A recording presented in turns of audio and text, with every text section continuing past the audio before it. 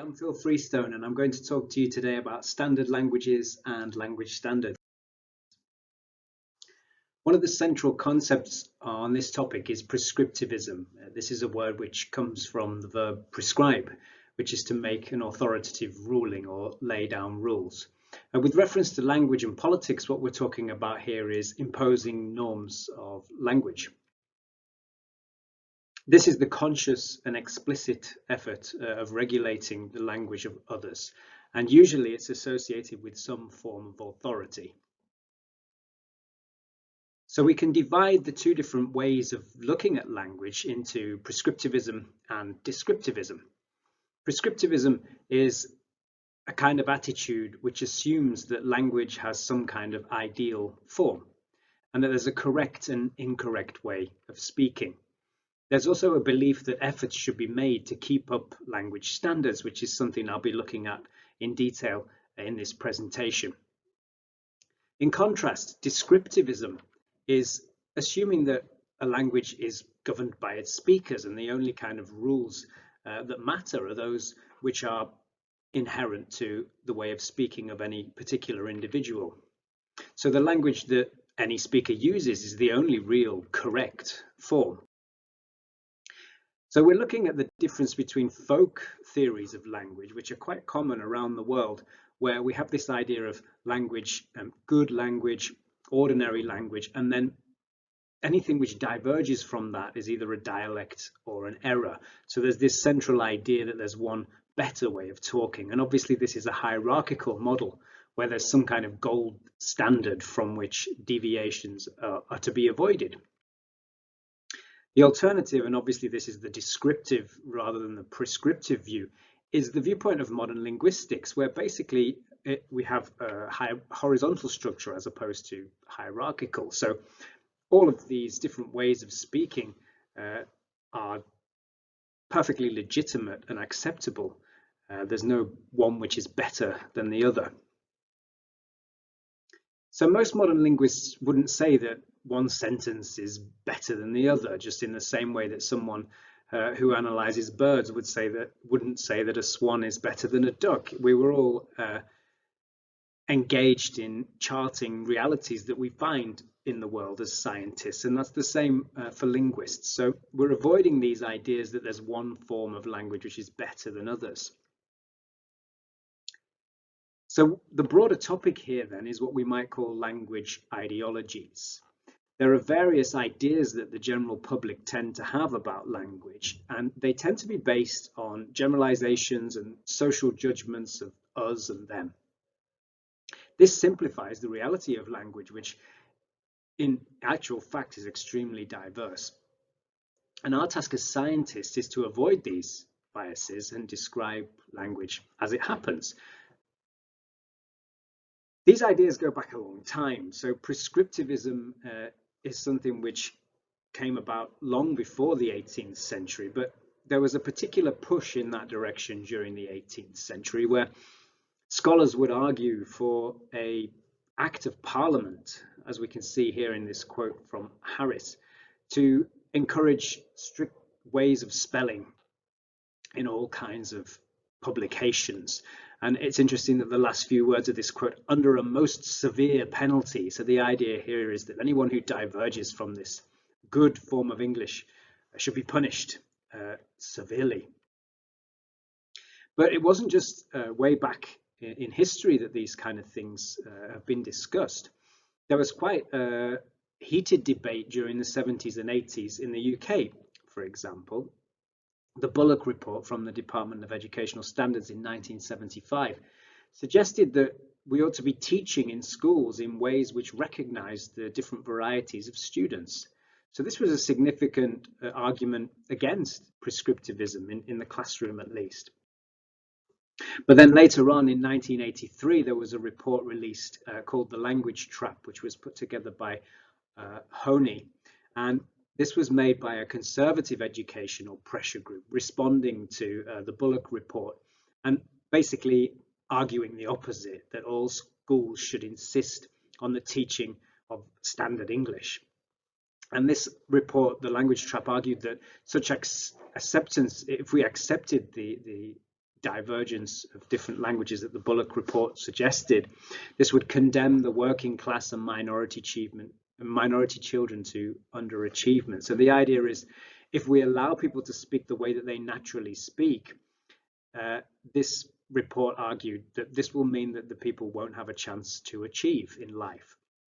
And of course, this is an important consideration, because whenever there's a language learning situation or a learning situation in general, there are some forms of language which have prestige and which do open doors for individuals in education. So, for example, in global situations where English is being taught, there is often a difficult conversation between people who suggest that you need English in order to open doors in terms of global opportunities.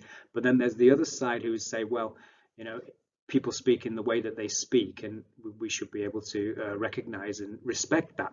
So it is a complex question, as you can see by these high-level reports that were released in the 70s and 80s in the UK too. Then came the 1998 Education Reform Act a bit later, where we were talking about the new national curriculum. This one proposed emphasis on better English teaching and standard English and correct grammar. So this is really sort of making it concrete that the education system was going to be focused on this notion of correct and proper English. And this act was passed largely without any opposition, at least in the Conservative Party and the general public at the time. So it was generally assumed that this was a good thing and something that would help. We've got a very famous quote here from Prince Charles, who is articulating a classic prescriptivist attitude here by saying, "We've got to produce people who can write proper English. It's a fundamental problem. It cannot be done with the present system and all the nonsense academics come up with. The whole way schools are operating is not right. I do not believe English is being taught properly." But the real reason why I've put this quote up on the slides here is because the word proper is quite symbolic in this kind of discussion. Prescriptivists often have this idea that there's one proper way of talking and one way of talking which is less acceptable. So proper, if I take a simple dictionary definition from an online source, proper means adapted or appropriate to the purpose or circumstances. But this is a word which is often used when people are making judgments. So as Stubbs says here, proper has important cultural meanings. So Prince Charles was making this statement and it appealed to a certain type of people, perhaps a more traditional type of person with these prescriptivist ideas. So Stubbs is talking about Prince Charles's points striking a chord with certain types of people. So just to be clear exactly what we're talking about here, obviously there are many different types of language which would be considered non-standard. But just to give an idea of the kind of things which we come across in English, quite commonly in the UK and in various other areas where English is spoken. Ain't, for example, I ain't going to that party tonight, whereas standard English might say, I'm not, you aren't, he isn't, etc. Double negation is another widely studied form. I don't want to go to no party tonight, I can't see nothing, where we've got two negatives in a sentence, which is something which generally would be considered non-standard, and prescriptivists like Prince Charles would judge this negatively. Similarly, there are examples of pronoun use. I'm not going to read all these out, and verb forms. All of these are features of certain language communities that are accepted within them, and a language observer, a linguist, would say are perfectly acceptable and would avoid making any kind of judgment of good and bad. And it's not just grammar, of course. There's lots of this going on as well with vocabulary. And here's one simple example. When we're talking about sports shoes, trainers across the breadth of the UK, for example, and Ireland, we've got various different ways of labeling trainers. So obviously there's many different vocabulary items that we can see this variety with. Its pronunciation too, one of the most commonly noted non-standard forms of pronunciation in England is the glottal stop. So he's got a lot of bottle. A form which is very broadly used all across the country, and which is commonly stigmatized or looked down upon by prescriptivists who believe there's a good way of speaking. H dropping is another widely studied example of this. So Harry from Hatfield had no hair left on his head. So all of those words, if they were written, would have an H in them. And also, if spoken or in a received pronunciation accent that's associated with standards, this would be pronounced with a h sound. So again, another classic example where those who speak one way might judge those who speak another way as substandard. And the other one is the sound on the end of a word, like walking versus walking. So let's talk a little bit more about what standard English is in order to clarify the fundamental assumptions here.